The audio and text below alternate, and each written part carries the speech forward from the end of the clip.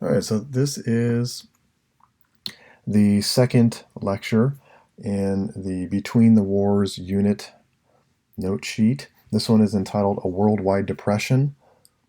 All right, so last time we picked up where in the culture of the 1920s in between World War I and World War II.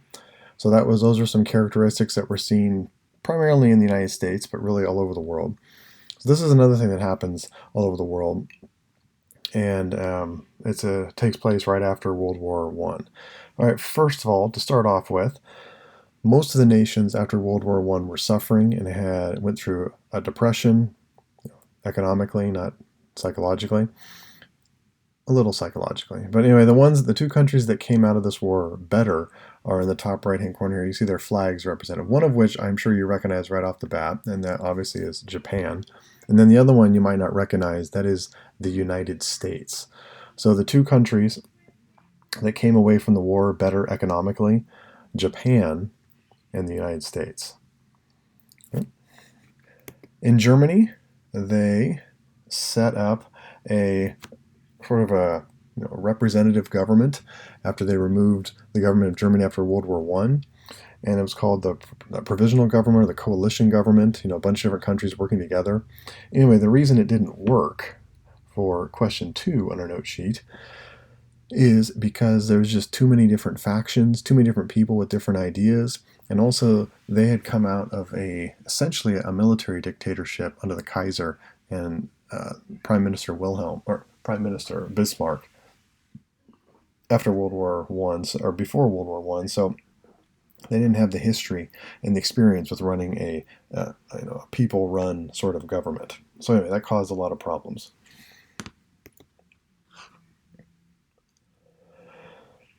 All right.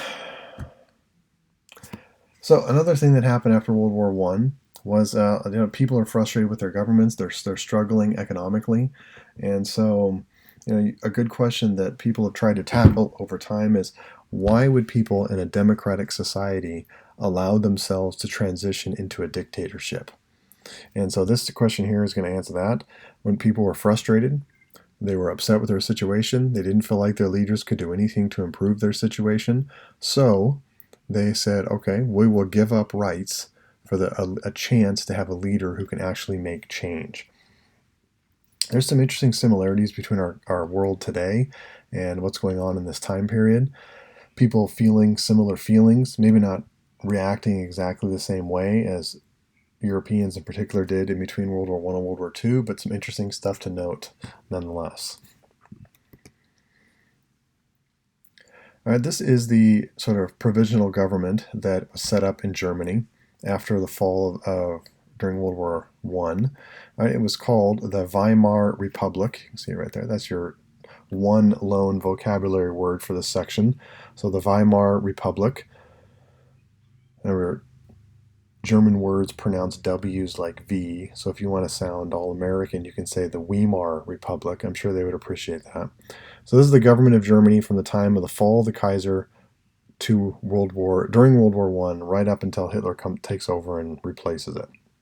So this government got a lot of blame for things that were going on in Germany. Blame for the Treaty of Versailles, blame for the economic crisis, blame. They really suffered, and some of it was their fault, and some of it was stuff they couldn't control. All right, reasons why this was a weak transitional government, as was mentioned before, not a strong democratic tradition, a lot of different groups all competing for control and power. So that divided votes and made it hard for anybody to have a majority in a leadership position. And they got, like I said, they got blamed for everything that went wrong in Germany after World War One, starting with the Treaty of Versailles, all the way up until Hitler left. He was part of one of his steps to get in power was stepping on the Weimar government and blaming it for everything that was going wrong in Germany. All right, Germany was financially in a tough spot.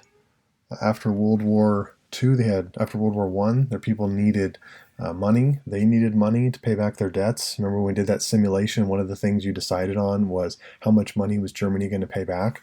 So to solve this problem, their government decided that they should print money.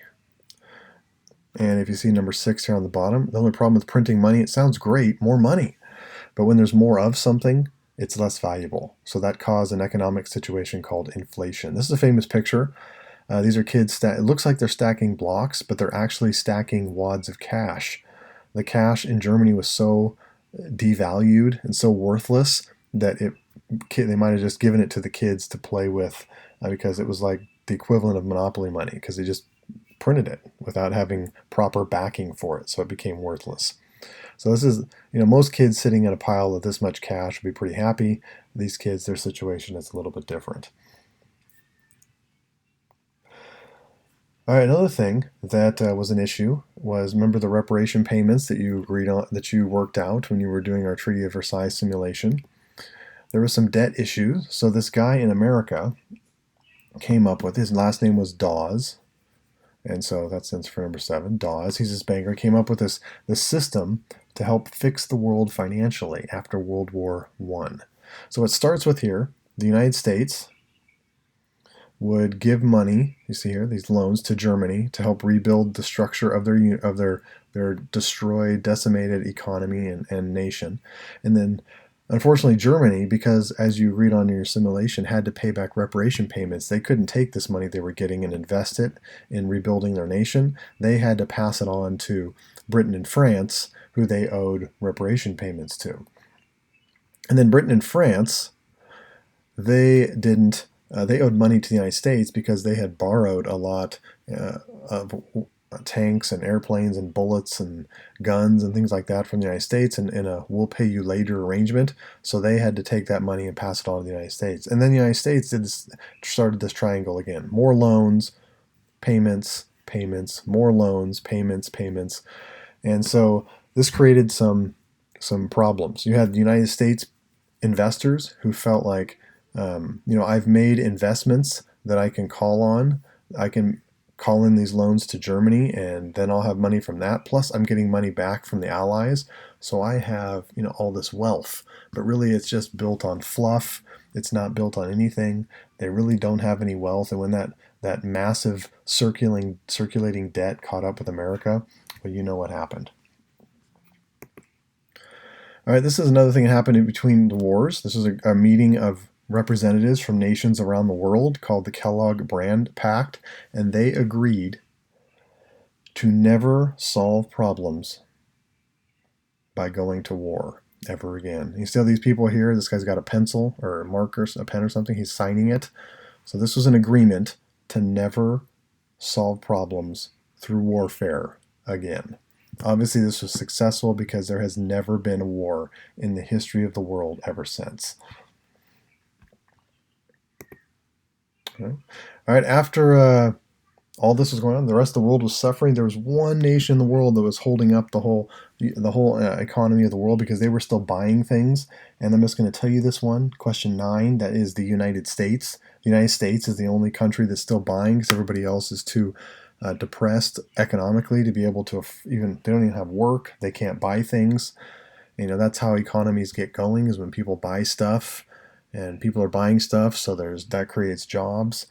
Anyway, so the United States is only one, but eventually the world economic crisis caught up to the United States as well. So this is a line of Americans trying to get into this bank here. You see they're getting a little pushy, trying to get into this bank to get their savings accounts when things got bad. All right, so the United States and is the only strong country in the world. They're still buying, and but the problem is, even with Americans, there's only so much stuff you can have, and if the rest of the world isn't buying, that's going to catch up to you pretty quick.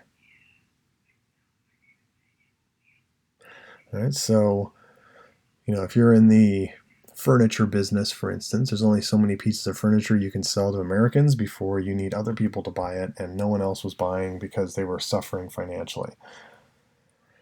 All right, eventually this caught up to the United States, and at the end of the 1920s, October 29th to be precise, 1929, the stock market crashed. This is a bunch of different factors all together, like Americans buying things on credit, You had individuals, they're buying everything on credit. They're buying cars, they're buying homes, they're buying appliances, they're just buying on credit. And eventually you get too much debt and that causes problems.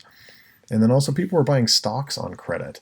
So they bought, uh, they financed half of a stock, assuming that the value of it would raise so much that you could pay off that loan and get extra money. And combine that massive debt with what was going on in the rest of the world, stock market crash. So it's kind of a stock market's kind of a touchy thing, a very temperamental thing as it is, and so this is what set that off.